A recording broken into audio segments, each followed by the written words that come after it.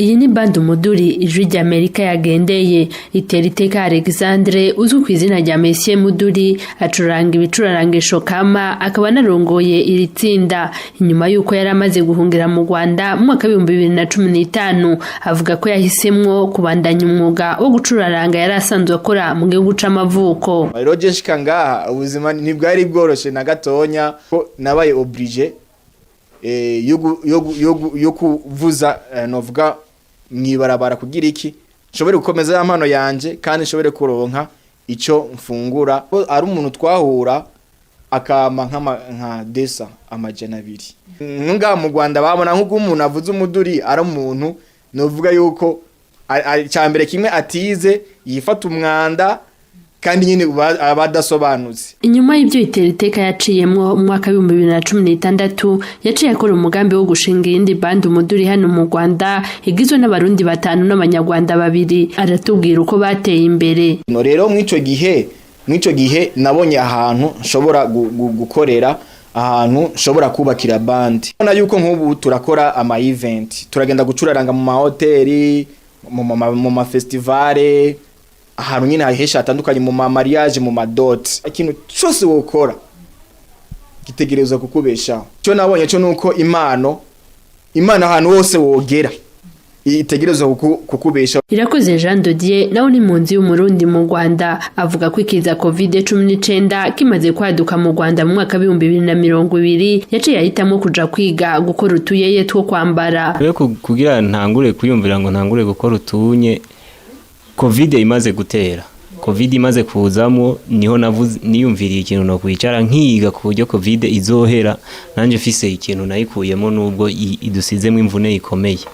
Kwiga kubukora sinarinzi n'amazina yavyo, nabona twambara ubudede ubuyeye. Urumva uyu munsi nshobora gukora nkambara, nabitanguye nyene numva ari ibintu bitandimo. Maze kubimenya ahubwo naciye ndabifata nk'akazi. Abo bose bavuga ko ibi bakora byabateje imbere kuko babayeho ubuzima bwiza batarinze gusabiriza. Umuduri twego tubeshejeho binyuze mu kuvuza ama event ahantu hatandukanye.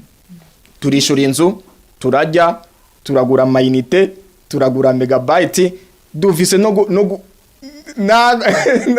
tukizinya n'icyaka.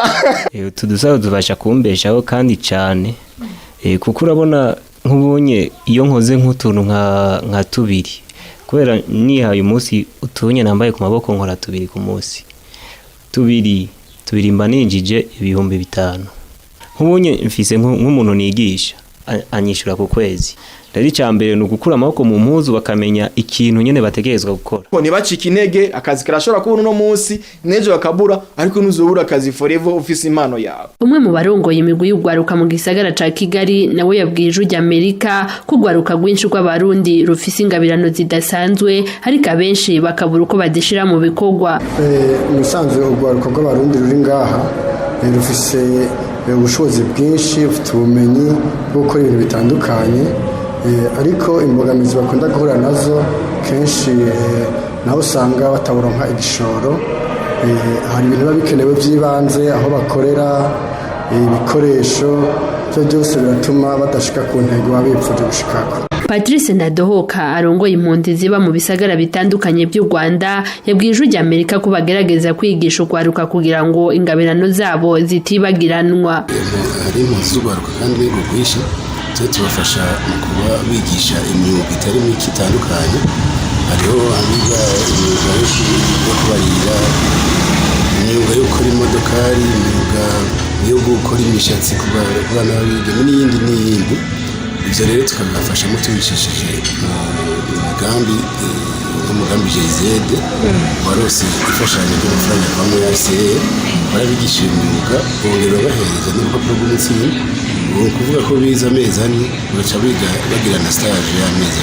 Rero birabafasha mungabirano n'umunsi bafise. Urugwaruka rucuraranga umuduri n'ikembe rwibumbiye muri band umuduri ruvuga ko rumaze kwiziganiriza ayashika ku 400 y'amafaranga y'u Rwanda. Irakoze Jean Dodier we yinjiza yarenga 50,000 ku kwezi abikesha ubugenegene bw'imidera akora yo kwambara ku maboko n'ahandi.